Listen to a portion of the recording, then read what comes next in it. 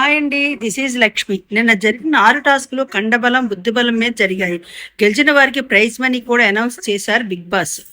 ఇక హౌస్లో జరిగే టాస్క్కు అందరూ కర్చీఫ్స్ అయితే తడిచిపోతాయి. ప్రతి సభ్యుడి జీవితంలో జరిగే విషాద సంఘటన చెప్పాలి. ప్రతి గ్రూప్ నుండి ఒకరు రావాలి. ప్రతిసారి 2 సభ్యులు వస్తారు.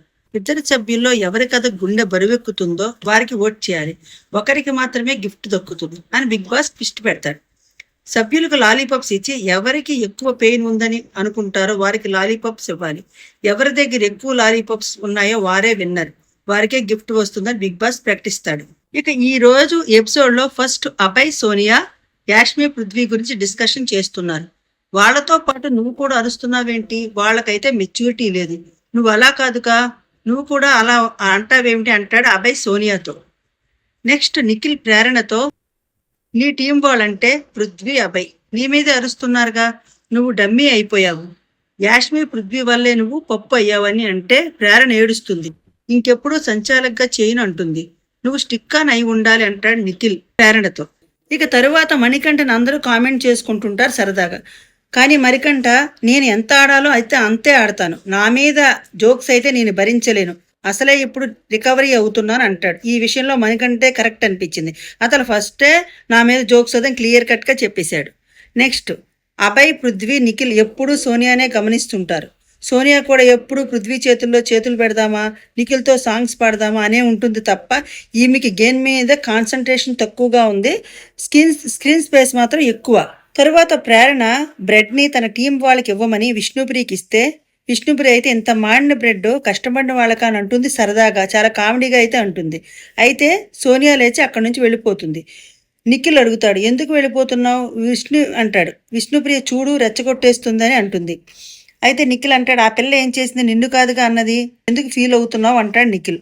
అసలు విష్ణుప్రియ ఏదో కామెంట్ చేస్తే ఈవిడికి ఎందుకు బాధ, నాకు అర్థం కావట్లేదు. నిఖిల్ కూడా చాలా ఇన్ఫ్లుయెన్స్ అవుతున్నాడు సోనియా గురించి. తరువాత స్పిన్ ద బాటిల్ టాస్క్ జరిగింది. ఇందులో ట్రూత్ ఆర్ డేర్లో యాష్మికి వచ్చినప్పుడు నువ్వు చెప్పిన అతిపెద్ద దొంగతనం చెప్పమంటే చికెన్ దొంగతనం గురించి చెప్పింది. మరి అప్పుడు చికెన్ నేను దొంగతనం చేయలేదని చెప్పింది కదా ఇంతకుముందు, ఇక్కడే అబద్ధం చెప్పినట్లు తెలుస్తోంది. తరువాత నైనిక భాషని పూల్లోకి తోసింది.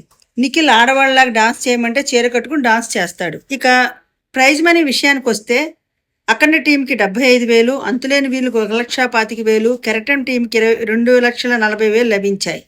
ఇక బిగ్ బాస్ హౌస్లో టాస్క్ స్టార్ట్ అయింది. ఫస్ట్ నిఖిల్, అభయ్ వచ్చారు. అభయ్ అయితే వాళ్ళ ఫాదర్ చనిపోయిన విషయం, రామన్న యూత్ అనే మూవీ అయితే తీశాడు.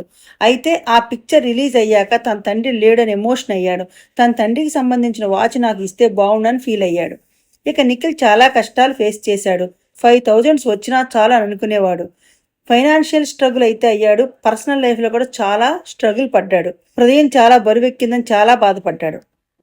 తన తండ్రికి సంబంధించిన షర్ట్ ఇస్తే దాన్ని చూసి తన తండ్రి దగ్గర ఉన్నట్లు భావిస్తానని చెప్పాడు.